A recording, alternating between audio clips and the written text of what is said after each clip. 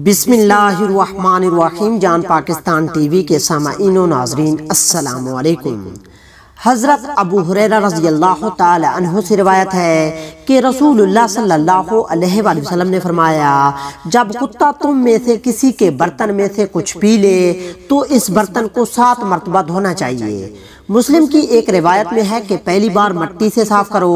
इस तरह की दीगर अहादीस को बुनियाद बनाते हुए मुहद्दिसीन और दीगर अहले इल्म का कहना है कि जिस बर्तन में कुत्ता मुंह मार दे इसे पहली दफा मिट्टी से साफ करना चाहिए और फिर इसे 7 दफा पानी से धोना चाहिए।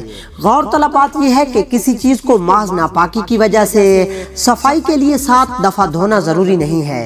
किसी चीज को 7 दफा धोने का फलसफा मां सफाई करने से मुख्तलिफ है। आज के तिब्बी माहिरीन का कहना है कि कुत्ते की आंतों में जरासीम और तकरीबन 4 मिलीलीटर लंबे कीड़े होते हैं जो इसके फुजले के साथ खारिज होते हैं और इसके मकद के गिर्द बालों से चिमट जाते हैं।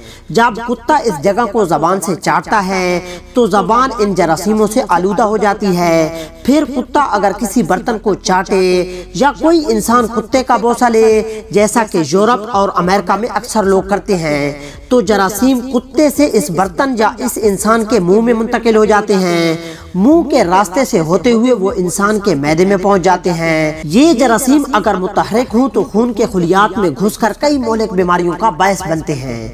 चूंकि इन जरासीमों की तशवीश खुर्दबीनी टेस्टों के बगैर मुमकिन नहीं, शरीयत ने एक आम हुक्म के तहत कुत्ते के लुआब को नापाक करार दिया है और हिदायत की है कि जो बर्तन कुत्ते के लुआब से आलूदा हो जाए इसे 7 बार पानी से जरूर धोया जाए और 8वीं मरतबा मिट्टी के साथ साफ किया जाए।